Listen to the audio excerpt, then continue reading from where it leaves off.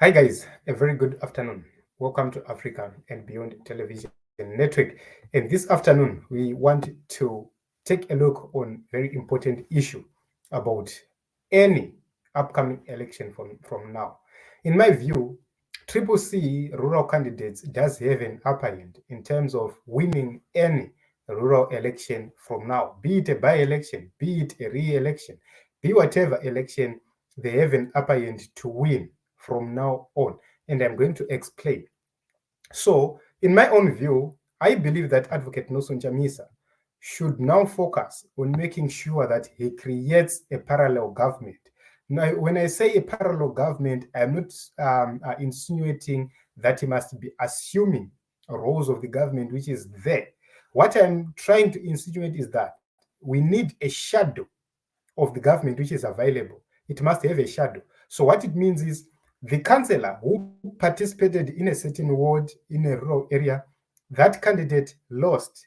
And that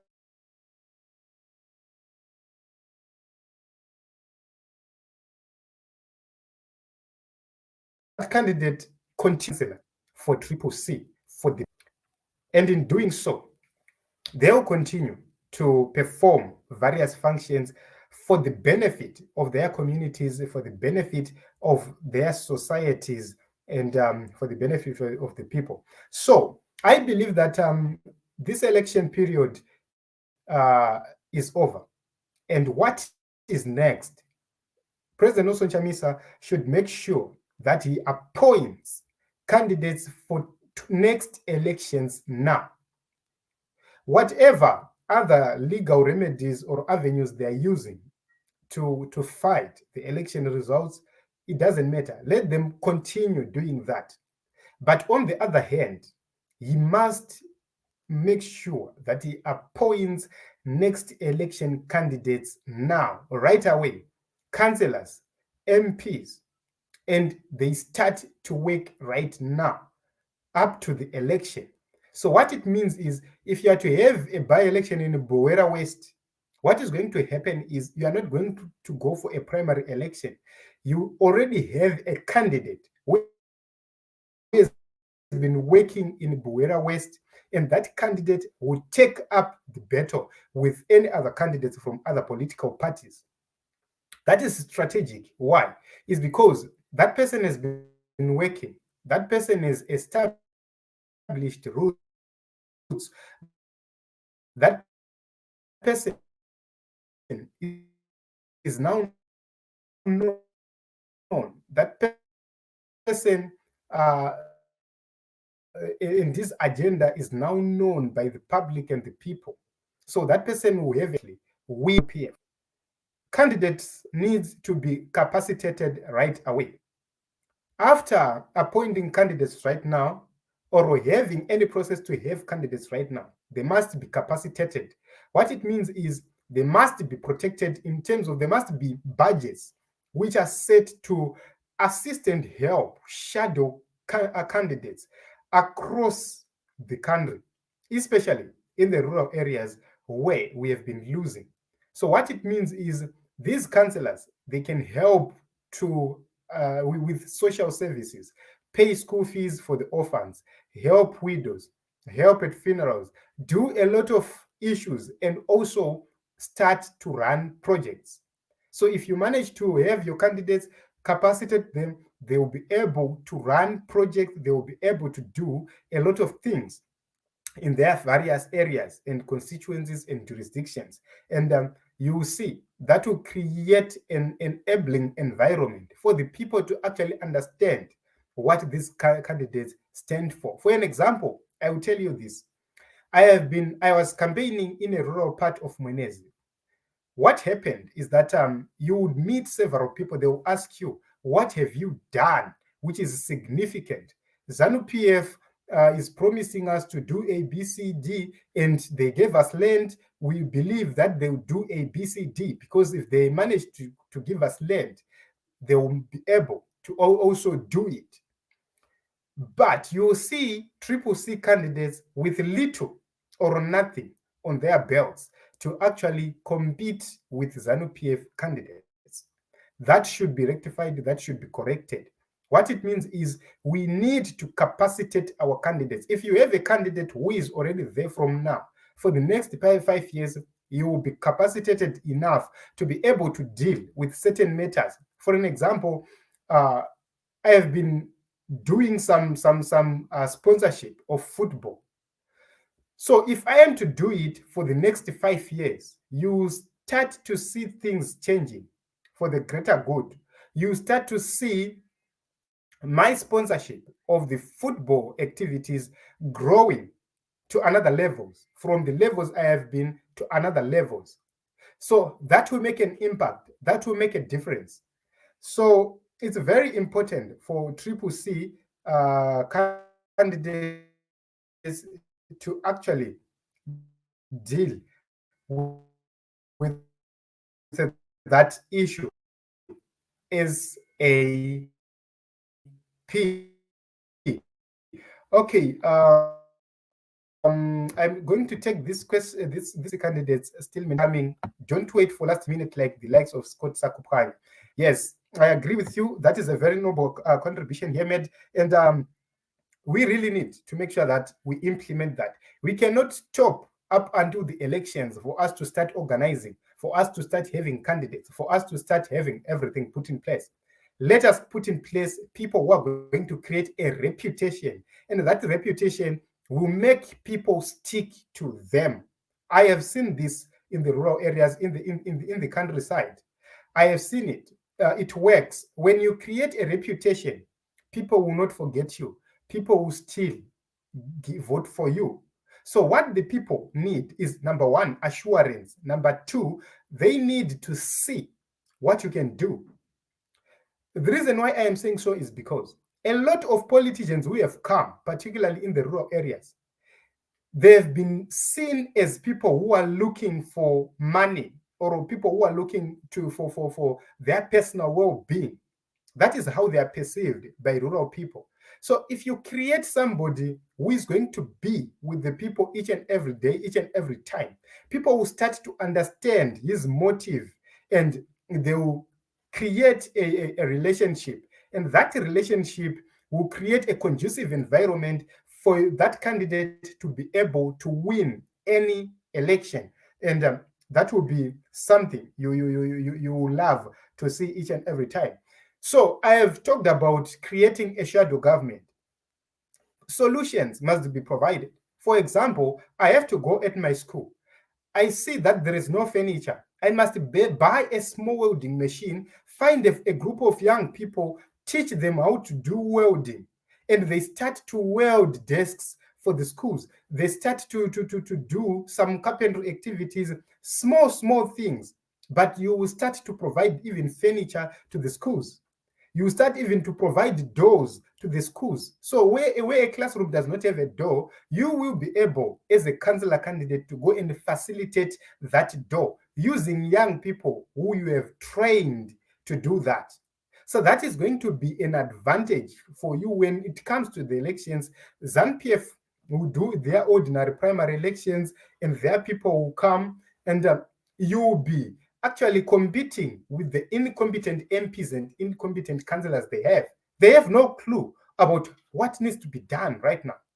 They have no clue, which means there is no way they are going to be able to implement viable policies. So you will have an upper hand because you will be addressing people's issues, even though in a small scale.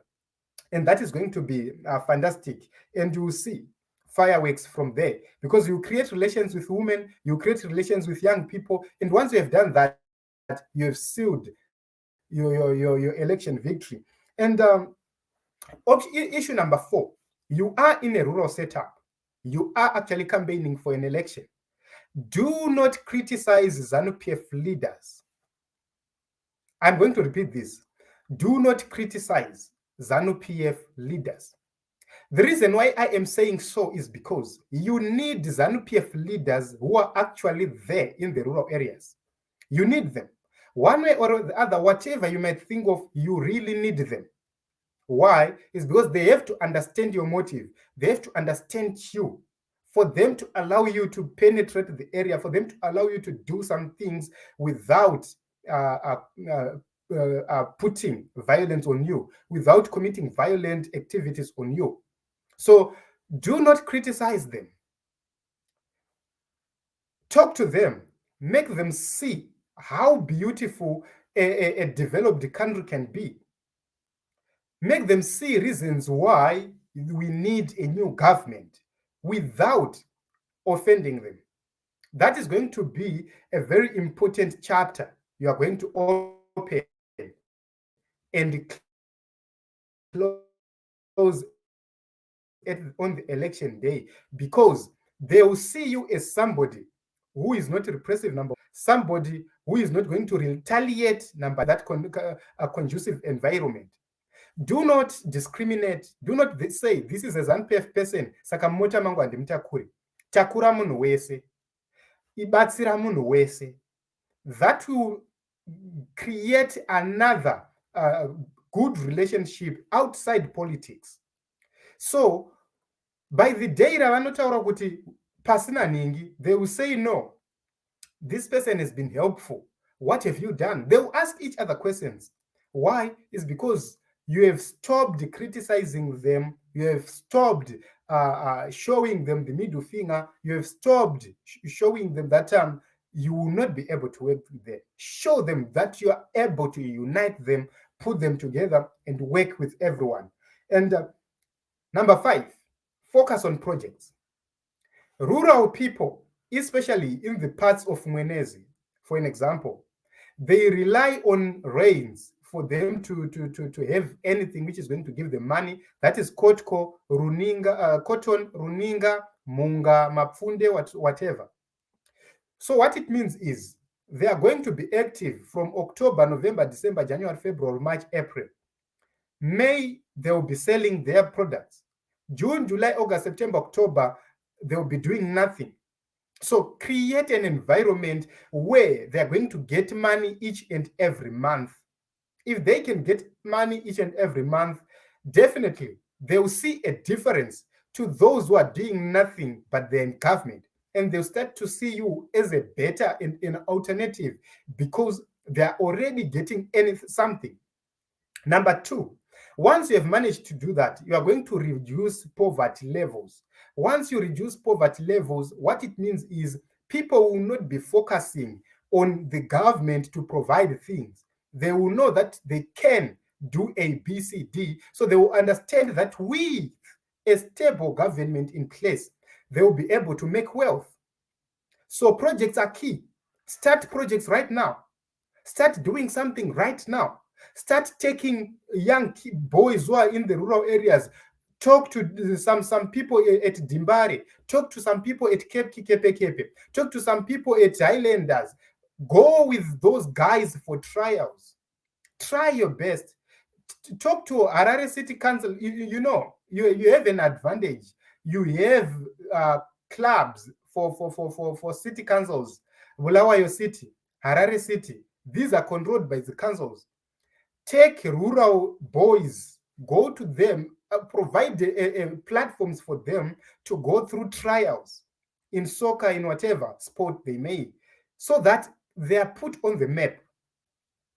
Create something like an academy for the party where you take each and every talented person and provide platforms for them to go for trials. You will see that in the next 5 years, they will never forget you. They will start to understand that you are for the good, you are not for the bad. Form relationships with village heads. I have seen a lot of people criticizing village heads.